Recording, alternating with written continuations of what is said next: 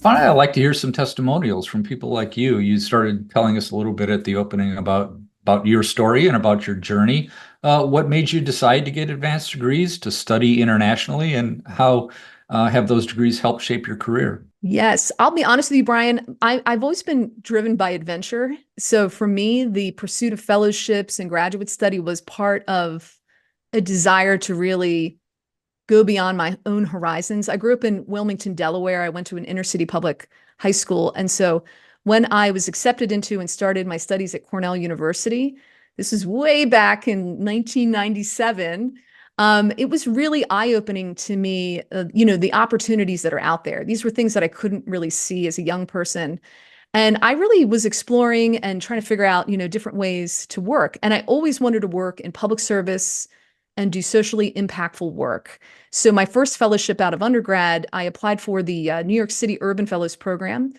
As a government major, this was like a dream fellowship. I had an opportunity to work in the New York City Office of Emergency Management. And actually, I was part of the 9/11 cohort. So we started just a few days before the 9/11 World Trade Center attacks.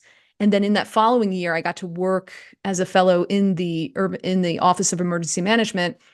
And it really opened up my eyes to a whole career in emergency management and public health. So that's what I did for the next 15 years. And I got to work in places like New York, Washington, D.C. I went abroad to Germany on a German Chancellor Fellowship doing a emergency management related project. And later, after working for the Congressional Commission on Children and Disasters as a policy director, I did the Ian Axford Fellowship in Public Policy in New Zealand to look at children's disaster education, create a project there. And that's what led to my PhD.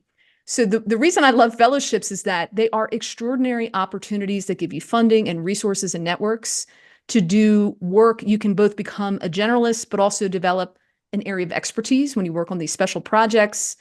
But the best part is building of the network. I always find that career advancement comes through building your professional network and exploring different ways that you can apply your talents and skills to different challenges and different social issues. And so that's why I spent the first 15 years of my career working in the field of public health, going to graduate school, getting my PhD.